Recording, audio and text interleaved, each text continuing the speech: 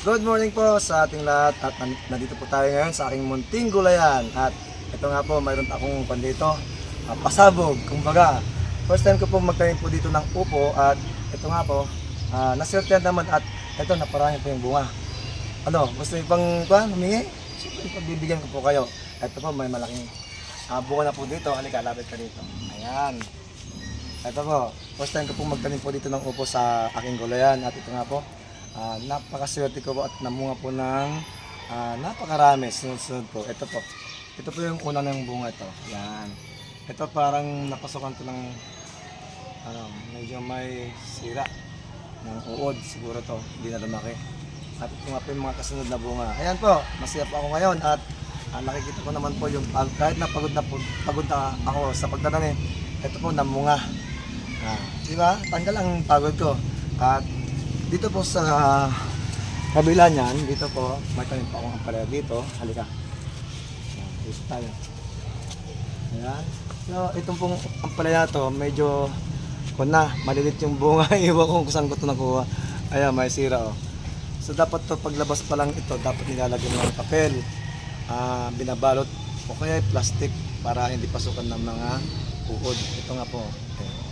So, ang ginagawa ko, yung down na lang ang kinukuha ko dito para ilaga. Ito po yung mabisa na gulay. Ito pong ampalaya. Ayan. Kung gusto niyo humingi kayo sa akin, halika dito. At siyempre, mayroon pa akong tanim pa po dito na upo. Ayan. Dito naman sa kabila, ito, yung aking kalabasa. Ito, mayroon na siyang lumalabas na bunga. Ito, ilapit mo. Ayan guys, oh. Isa. Mayroon pa yan eh. Dalawa. Sana lumaki kayo, ano? Ayan. Dito naman sa kabila, halika dito. Pasaro. Ayan, halika dito. Okay, ito naman area to. Tinaniman ko po ito ng patola. Ito nga po. Maraming tapong lumabas. Ito nga po, nilagyan ko po ng balot, papel. Kasi nga po, pumapasok po yung ampingilan. Tinutusok po nila, kaya pinabalotan ko po siya. Ayan. Habang lumalaki siya, dapat balutan mo pa rin hanggang sa pinakadulo niya para hindi pasukan ng kahit anong mga insekto dyan. Para maganda po yung kanyang bunga. Ayan, hanggang dun. Oh. Ilibit mo nga. Ayan, hanggang dito. Oh.